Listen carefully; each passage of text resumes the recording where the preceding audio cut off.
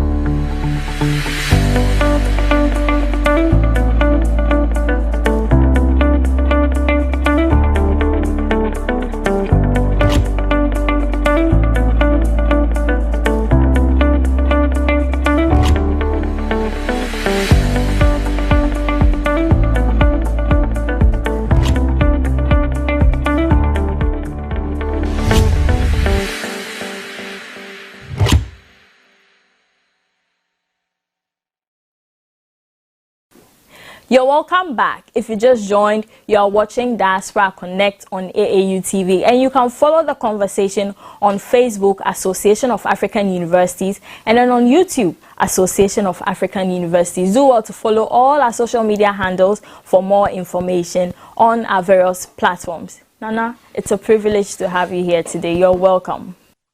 Oh, the privilege is all mine. I've been looking forward to it. I'm excited, and I can't wait to get started. Wow. Okay, so then we are getting started. We'd like to know more about you and your work with Obokese University of Excellence. Well, I am a career educator. I'm 76 years young right now. I have been a practicing attorney, having received my Juris Doctorate in 1991. I'm a also a family therapist, having received my doctorate in educational psychology and also in 1991. So I may be one of the few people that you know that have completed 2 doctoral programs simultaneously. Wow. And graduated 1 month apart.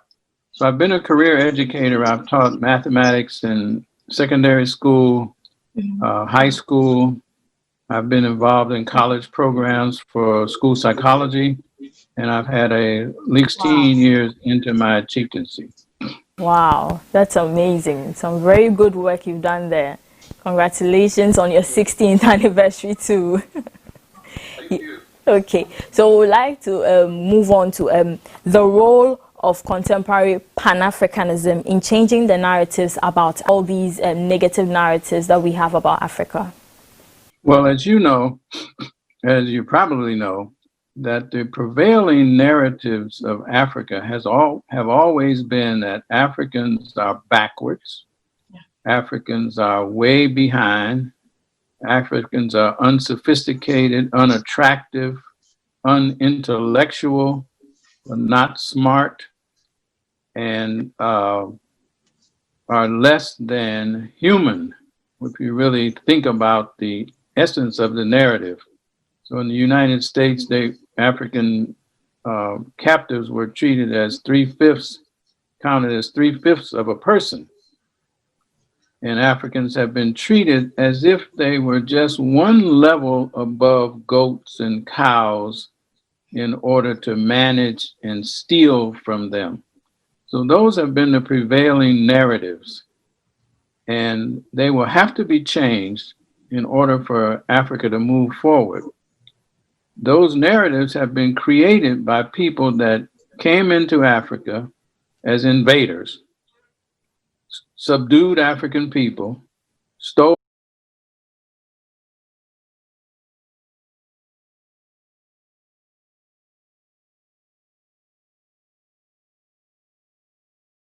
deserving of mistreatment.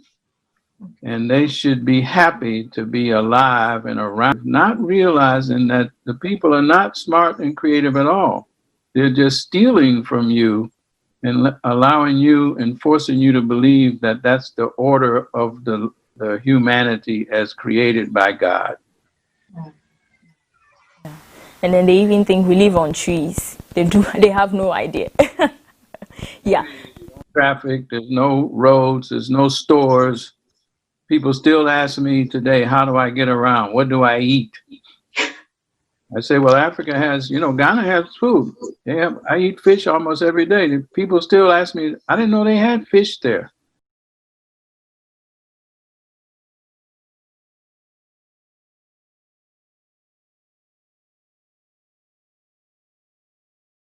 People have been to create this picture of Africans and Africa as being some place where people are so out of touch with things that are going on that they should consider themselves lucky to have enslaved them, because they would have died off if we hadn't enslaved them and protected them as if they were lost pets. So these narratives have to be changed. Yes. Yeah. So I'm coming to that. How can we change these narratives? Because it has gone on for years. Generations and different generations have grown and have come to accept all these negative narratives. How can we change these narratives about Africa? Well, it seems very, very complicated and difficult, but actually it really isn't if you analyze how these narratives work. Okay. Well, the Europeans in the late 1800s decided that they had been coming to the African continent for a while. Those resources could be obtained by people if you were clever enough and you were businesslike enough, and you could bring things that the African people hadn't seen. Narrative that the people are so stupid, you can give them a mirror and you'll get so many ounces of gold, so much gold for this silly little thing.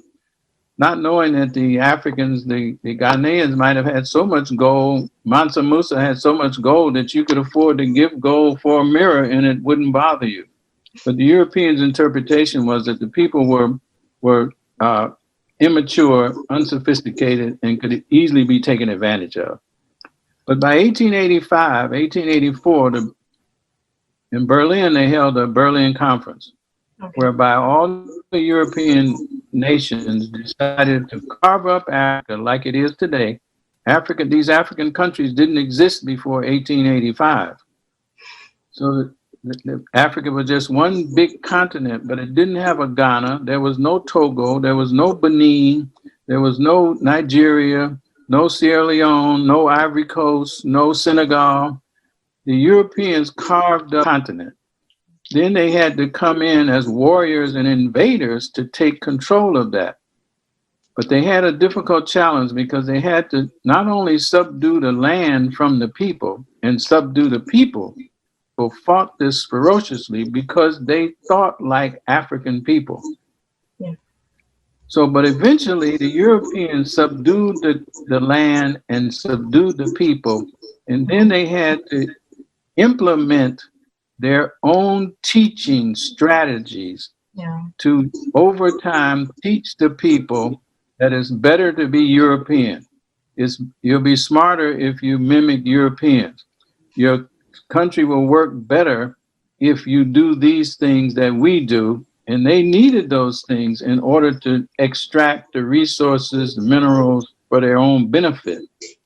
So over 100 years, see, all of the education that has gone on in Ghana and around the continent has basically been an educational system that's designed to teach everyone that it would be better for you if you were European. Yeah. If you wore European clothes, you would be better. If you bought European goods, if you understand the European heroes and sheroes. So you go to school, you learn about everything Europe that's glorified. Yeah. At the same time, African is minimized. It's made to appear inferior. So now you have lots of Ghanaians that will have grown up in the central region, the eastern region, the Volta region. They'll move to Accra, and you say, well, what village do you come from? They won't tell you. You don't want to be associated with the village that actually produced you. So you go to a big city and you want to hide in a big city as if you were always there in your cosmopolitan, your metropolitan, your modern. But meanwhile, the village that produced you and made it small.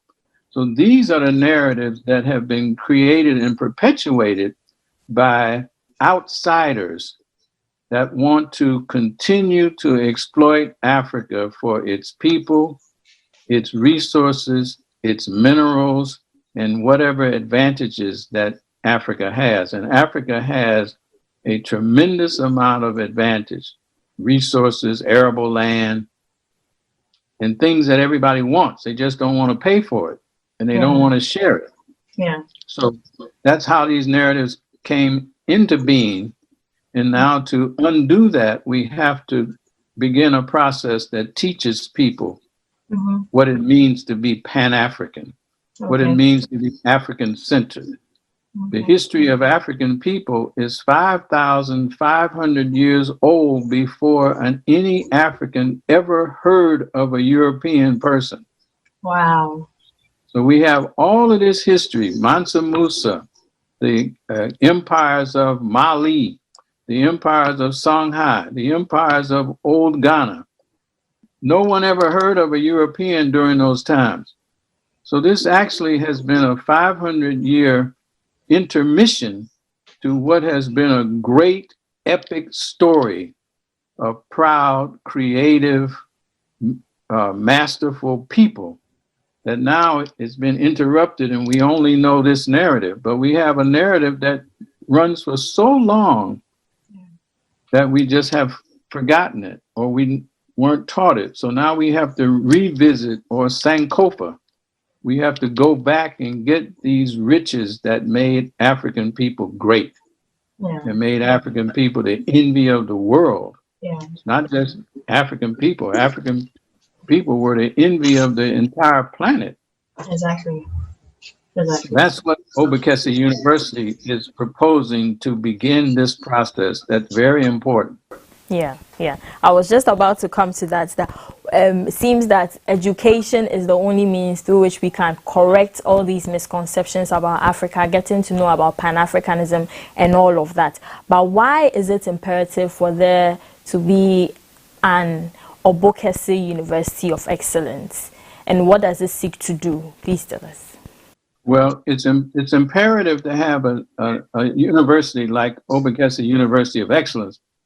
For one, African people, if you go back in historical times, African people are the model of excellence. If you go to Egypt or Kemet today, you see the remains of excellence in the pyramids, the tombs, the structures. This is excellence on display. So excellence is what we are noted for. It's not an exception. It's actually the rule. We have defined excellence. So that's one thing. The other thing you said is critical. Education is the only real answer. Why? Because humans function, almost 99% of what we know and do is learned behavior. Yeah. The show that you're doing right now, you weren't born knowing how to do this. No. You have learned it. Yeah. I wasn't born to be a chief. I have learned the aspects of a chief. A parent does not automatically know how to be a parent. Someone has to teach the parent. So human behavior is almost all learned, unlike a fish. A fish doesn't have to take swimming lessons. A bird doesn't have to take flying lessons. But humans learn everything that they know, except to cry if they're in pain, or to whine if they need to have a diaper change or something. Those things are automatic responses to behavioral or biological function. Mm-hmm. But other than that, a child has to almost be taught to walk, taught to talk, taught to pay attention, taught to sit, taught to stand. Everything has to be taught. So however we are today, however you are right now on this show and myself, you're that way because of things you have been taught and things you have learned. So the whole consciousness that we have now that's not Pan-African, see, we've been taught that. Yeah. Someone removed the Pan-African thinking and the African consciousness and replaced it with what we have now, which is a love affair with European ideas, people, institutions, practices. We see it in Ghana in our court system. We see it in parliament. You see it on the highway. You see it with the police. You see it in the school curriculum. You see it everywhere you look, you see it. It's actually ironic to me that people will refer to me as Obruni when I come to Ghana, which suggests a foreigner. Yeah. And I said, well, I don't know why you call me a Bruni, because your dress is all European. Your names are all English or British. Charles and Francis, those are not Ghanaian names. Those are not day names. It's not Kojo, Kweku, Guavana. You wear Obruni clothes. Obruni clothes are your regular business attire. You know, one day a week you can wear traditional clothing. So everything about you is Obruni, but you call me Obruni. So I said, everything you do is based on a love affair with all the way we have been taught to think. So an institution is required to start the process of thinking differently, so that we can return to the African mind and consciousness that will help us to progress and move the continent forward on its own terms. Yeah. But how would Obakese University impact the African continent and the African diaspora? Well, we have an ambitious plan. It might sound to people to be ambitious, but we know that there's a proverb that is used that says it takes a village to raise a child. Yes. Which is it's almost a cliche. It doesn't mean village to raise a child. It takes a culture to sustain that village. Mm-hmm. And what does the culture do? So the school, Obakese University, has to become a mechanism where culture is reinforced and transferred. So what does culture do? Culture teaches you how to interpret reality. It teaches you how to behave. Like Ghana has protocols and procedures and correct ways of doing things about almost everything. Yeah. So it teaches you to be proper behavior. Culture also has to have a mechanism to support itself, manage itself, govern itself, and protect itself. And if you had culture working at its highest, so you wouldn't have the opportunity for so many foreigners to come into Ghana and come into Africa and make deals and make agreements and take all the resources and provide little or nothing, because that's not satisfying the cultural responsibility to protect itself and manage itself and govern itself. So, and finally, the culture has to transfer that knowledge to the next generation. Okay. So Obokese University will be structured around the notion, and it won't just be a university. We have an educational complex, a community that will start with children as young as 5 going to what we call primary school here, Yeah. secondary school, and through college. Wow. So you could be on this campus from the time you're 5 years old and you can graduate from college. And when you come out, we would anticipate that you will be well versed and very much ingrained with the notions of Pan-Africanism, because Africa cannot sustain and protect itself as 54 different nations against outsiders who want to align with your other 54 neighbors against these outside interests.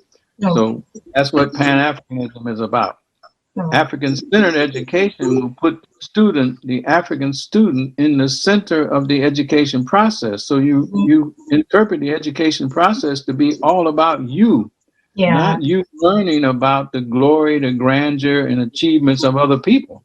It's telling you about what you have done, what your people have done, and we will instill the concepts of Ubuntu, I am because we are, and because we are, therefore I am, Wow. and the concepts of Azotzi. Yeah. Each person has a duty, responsibility, and obligation to move his village forward, his family forward, his nation forward, and his continent forward. Yeah. So that's how we plan to work at this. And we plan also to provide, we're conducting a needs assessment right now. Okay. To find out because most of the African continent is composed of young people just like yourself. The average age on the African continent is maybe 20 to 25. Yeah. So if you have a university, it has to respond to the perceived needs of the people that will be the recipients of it. Because it can't just be didactic teaching about history, because you can't take that information to the market and get cassava. You can't do it. So you have to have practical skills. So we're focusing on what will encourage and what practical benefit will it give to them in order for them to function today, right now, not some future date, but right now. So we plan to have on the campus working businesses. We're talking about the possibility of tilapia farming and with aquaponics. Okay. We're talking about other farming like pineapple or sugar cane or whatever might be needed, rice, whatever might be needed in the context of the day-to-day life of people. Okay. So it's a very practical process that we're proposing that will give students immediate skills to be implemented in their day-to-day life. And the digital platforms that Obokese University of Excellence will be operating on, as well as the mission and vision that we have skipped. Viewers, you're still watching Diaspora Connect on AAU TV. Do stay tuned. I know you're enjoying the conversation and you want to know more, but do stay tuned. I'll be back shortly.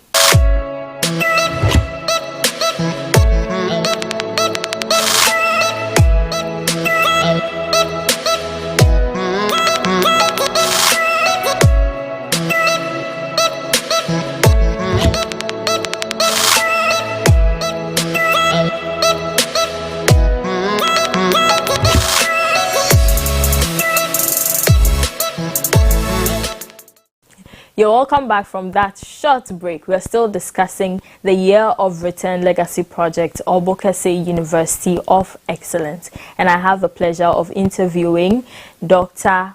David Whittaker, the Provost of Obokese University of Excellence. Doc, you're welcome.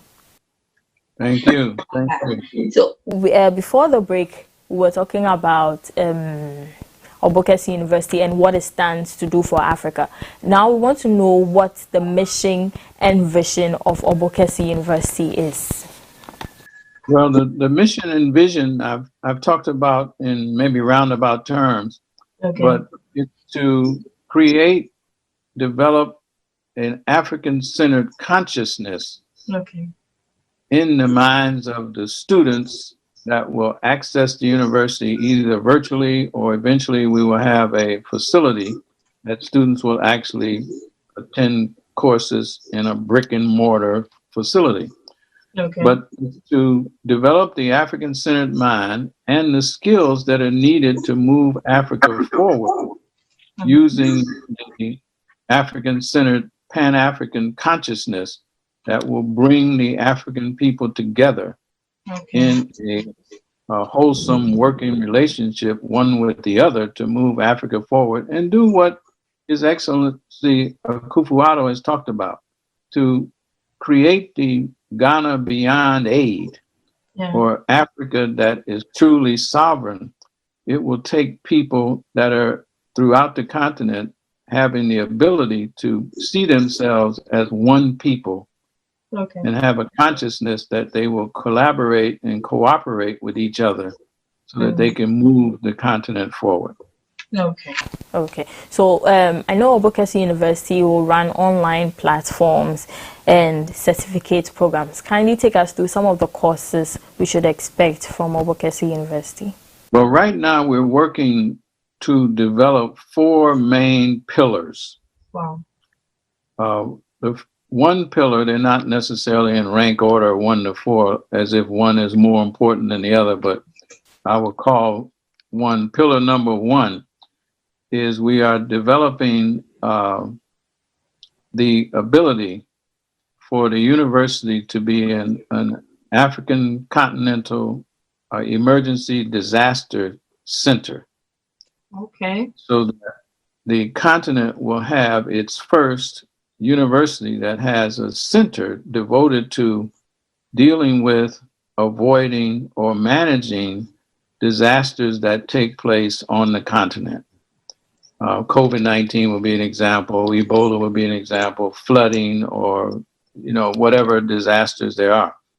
So we are working with a professor at Howard University, and we are working towards the establishment of that center and also linking that center with all of the other African countries through the African Union so that we will have a comprehensive approach to dealing with disasters depending on the nature of the disaster and the region of the continent, because not every place on the continent has similar concerns when it comes to disasters. Some are flooding and others are drought. So that's one pillar. So we will have a community emergency disaster training, a CERT program for the community, whereby we would train young people like yourself to become face of a disaster. People will not be running around with no idea what to do. So every community will be able to train people that will become their disaster management team until other professionals might arrive. So you will be like first responders. So that will be a certificated program that will evolve into a 1-year degree program, a 2-year degree program. And we anticipate that that will involve a large number of students who can be certificated in 16 to 20 weeks, and you could begin to do things immediately. So that's one pillar. Another pillar is a STEAM program, science, technology, engineering, agriculture, and maths. People in the United States that have been working in the area of STEM and STEAM for a number of years. So our programming is going to start with some certificate programs that you could gain online, and then other programs that you could actually matriculate through the university as a 2-year program and even a 4-year program. So we're very excited about the development of that. All of these will start with digital online offerings that will be free and open to anybody that wants to access them. You don't have to be a student. The third area, we have the endorsement and support of the African Union. The African Union has expressed an interest in working with the university in the area of governance and development and leadership. We're working with a professor at Kent State University that is also interested in helping with leadership, and a couple of other ambassadors from different countries that are interested in leadership. So leadership will be what we might consider our third pillar. And of course, the main pillar to drive the African-centered and Pan-African thinking will be African history. At this point in time, we feel that it's inexcusable for African people on the continent or in the diaspora not to understand the true, complete, comprehensive African story. Yeah. Because it's the absence of our knowledge of the African story that allows us to believe the narratives that have been promoted. If we knew our own story, no one could tell you that you're not beautiful. Yeah. No one could tell you that you're not smart. It's only because we don't know those stories. We don't know our own story. So we have been convinced to believe the stories that have been told because they've been told through television, movies, magazines, or images, or songs, or whatever. But we've been bludgeoned with these stories so much that we've decided to believe them. Yeah. But it's only because we don't know our own story. So that's a big, big part. So the teaching learning process will always be involving the story of what African people have done as we talk about science, as we talk about mathematics. If we talk about mathematics, for example, the Pythagorean theorem was not something that was discovered by Pythagoras. African people have been using this theorem long before Pythagoras was ever born. But since we don't know that, we believe the story. We believe the story that Euclid is the father of mathematics. Well, mathematics was invented by African people long before Euclid was ever born. But since we don't know this, we tend to accept that Euclid was the father, but he wasn't the father. He's a latecomer. All the math was already known by the time he was a little boy. So that's what we will be doing, so that our students, African students, need to feel proud to be African from the moment they enter a school. They need to feel that Africa has done everything, which it has. Africa has given the world everything, which it has. And the rest of the world has mimicked everything that Africa has done and packaged it differently and then sold it back to Africa as something that was invented by them. Yeah. So now we can move on to the level of internationalization and of admission of students and staff. Is it going to be open to everyone can apply to Obokesi University of Excellence and start schooling? Now, when you say everyone, you mean everyone in the world? Yeah, exactly. In the world. Exactly. Well, I don't think we can be accused of being discriminatory or preventing people to matriculate at the university.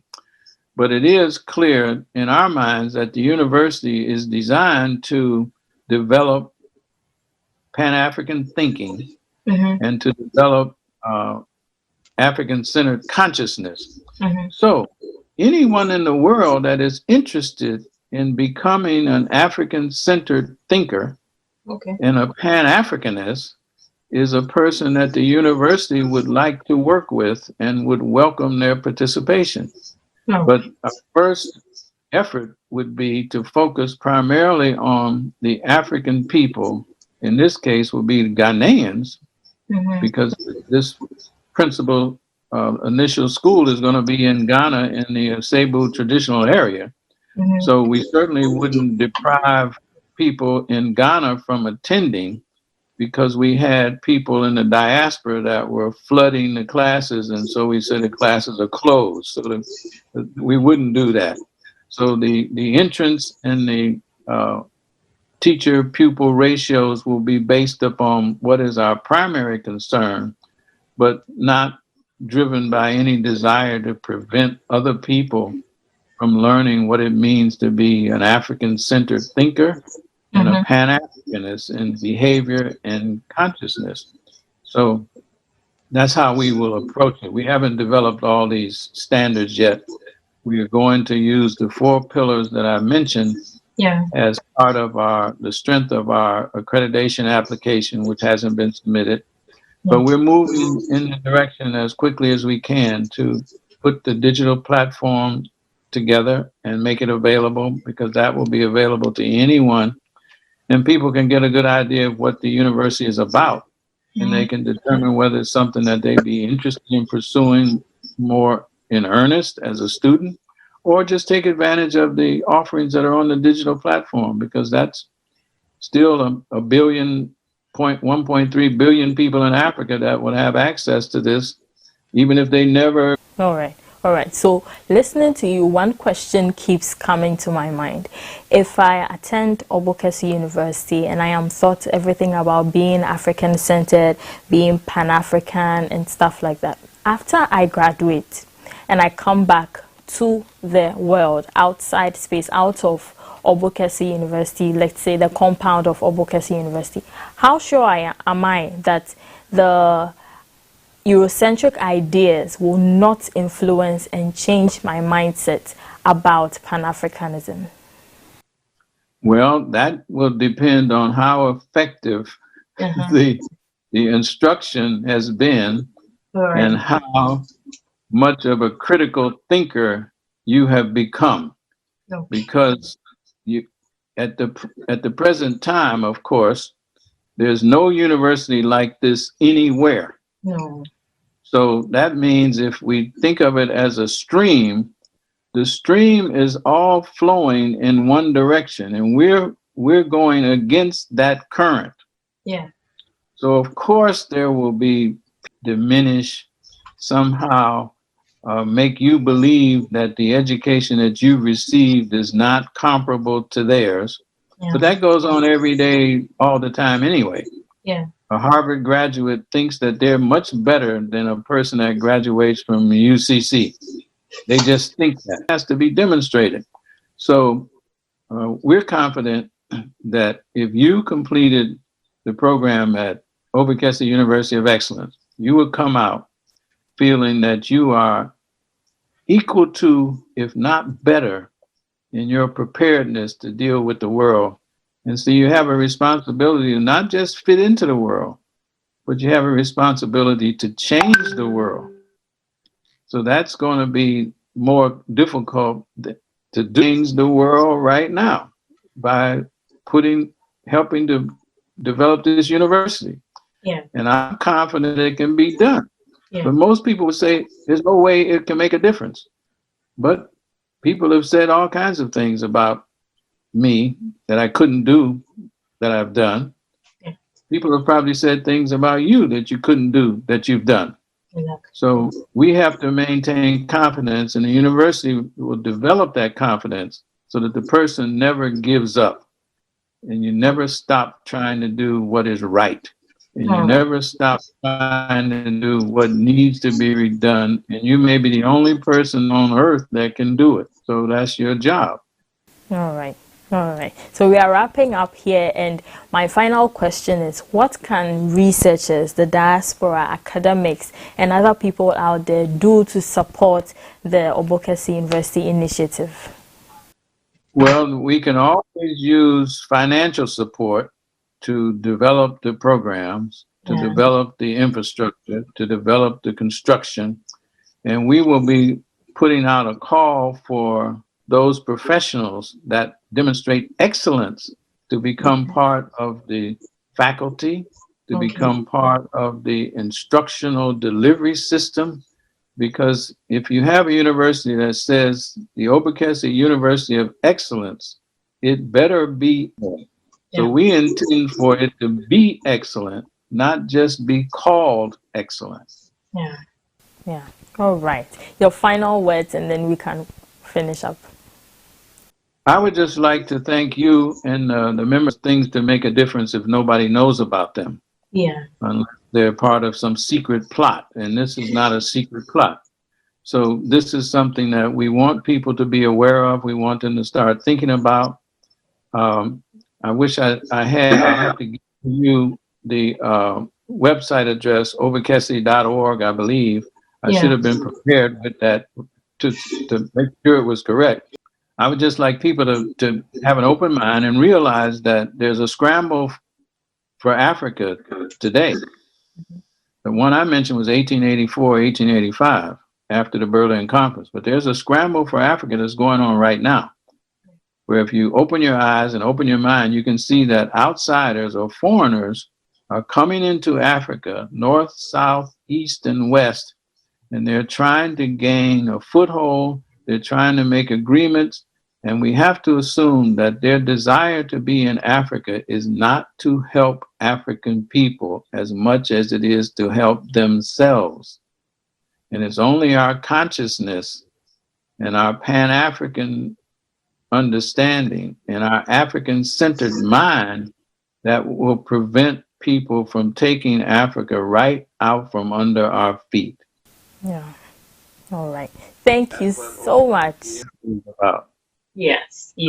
I appreciate those last words so much. We shouldn't sit down for Africa to be taken from under our feet. Thank you so much, Nana. We appreciate your time, and definitely we'll get back to you with more conversations about Obokese University. Viewers, I know you have enjoyed the conversation. I know you have learned a lot. I know you are gearing towards, applying to attend Obokese University of Excellence, because I like to say that Obokese University of Excellence is the future. Thank you for staying tuned. My name is Bridget Amadente. I'll see you all next week. Bye.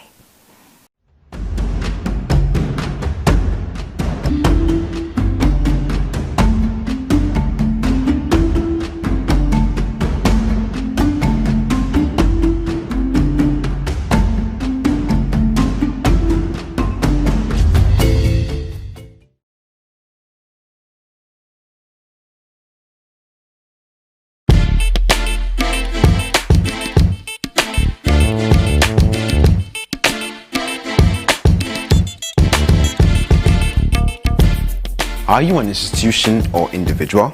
Do you intend to organize a memorable event to be archived for future reference? Then look no further than AAU Studios, because it's your best bet with our spacious studio and state-of-the-art media equipment such as 4K Panasonic video cameras, KinoFlow lights, assorted microphones, live streaming equipment, among others. You are sure to get the best of productions. Visit us at Trinity Avenue, East Legon, adjacent the National Accreditation Board, or contact the AAU Studios via the following email addresses: info@aau.org, AAUTV@aau.org, or ransford@aau.org. Alternatively, you can call us on +233 244 736280.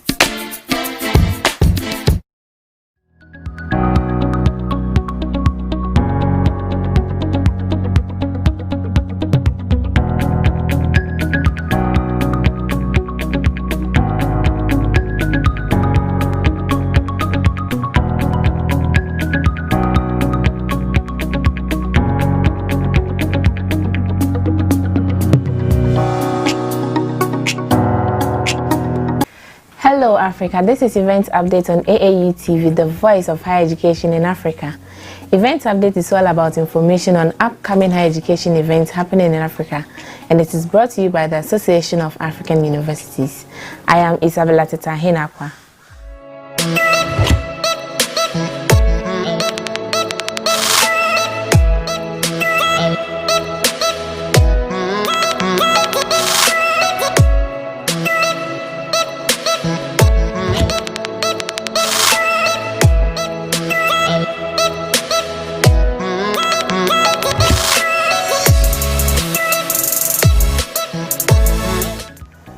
The Berkeley College of Environmental Design at the University of California is calling for proposals for the Berkeley Undergraduate Prize for Design Excellence Endowment, a topic important to the understanding of the interaction of people and the built world that becomes the focus of the essay competition. Students enrolled in any accredited undergraduate or diploma architecture program throughout the world are invited to submit a 500-word essay proposal in English responding to the question before 1st November 2020. Qualified students may also team up with undergraduates from Allied Arts and Social Sciences program and submit proposals in teams of 2. For more information, email info@berkeleyprize.org or visit www.berkeleyprize.org/competition. The World Academy of Sciences, TWAS, is calling for application for the TWAS Research Professor in Least Developing Countries Program 2020. This program is to provide institutions and research groups located in least developed countries with the opportunity to establish long-term links with TWAS members to assist in research activities and advance training and to help develop the local scientific capacity needed. Qualified members will be given an appointment for a period of 5 years to visit the host institution 3 times for a minimum stay of 1 month each time. Interested TWAS members in least developing countries are eligible to apply before 3rd November 2020. Kindly email exchanges@twas.org or visit www.twas.org/opportunity for more information. Spencer Foundation is calling for proposal for the Spencer Foundation Research Grant for Education Project 2021 to support education research project that will contribute to the improvement of education. This grant aims to encourage comprehensive, intellectually innovative, and technically sound analysis that is important to the most pressing problems and the most persuasive opportunities in education. This program is field-initiated in that the submissions are not in response to a particular request for a particular research subject, methodology, design, or process. To be eligible, applicants must have received a doctorate in the academic discipline or professional field, or appropriate experience in the science-related education sector, must be affiliated with a non-profit organization that is willing to serve as the administering organization. The Spencer Foundation does not award grants directly to individuals such as non-profit colleges, universities, school districts, and research facilities. Interested applicants are to register and submit all proposals in English, and budgets must be proposed in US dollars through an online application form on the link on your screen before 5th November 2020. For more information, kindly visit www.spencer.org/grants_types. The South African Women in Science and Engineering, SAWISE, is calling for application for the Angus Scholarship for Female Students from Sub-Saharan Africa 2020. Interested applicants should be a Sub-Saharan black female, must have achieved 70% or above grade average in her subject of study in any field of science and engineering. This program, Spencer Postdoctoral Program 2021, is open to support 25 early career scholars working in critical areas of education research. This fellowship supports non-residential postdoctoral proposals that make significant scholarly contribution to the field of education and also develops the careers of its recipients through professional development activities involving National Academy of Education members. Interested applicants must have received their PhD, EDD, or equivalent research degree between January and 31st December 2019. Applicants should have a demonstrated record of research experience in education. Proposed project must be an education research project. Non-US citizens are also welcome to apply. Kindly submit a demographic information, current institutional information, terminal degree information, project information, and uploads and references to apply before 18th November 2020. For more information, visit www.naeducation.org. The Walter Candett Fellowship is calling for application for the Walter Candett Fellowship 2020 for post-PhD researchers. This fellowship supports field research in physical geography within Arctic and/or high mountain environments, with preference for field studies that advance the understanding of environmental change, past or present. It is open to post-PhD researchers affiliated with a UK university or research institute or fellows and members of the society who are employed outside the UK. Also, it is essential that the project you are undertaking advances geographical knowledge. To apply for the fellowship, please complete the RGS-IBG Grants Program application form and send via email to the Society's Grants Officer at grants@rgs.org before rs.org or visit www.rgs.org. That is all for today's update. Event Update is brought to you by the Association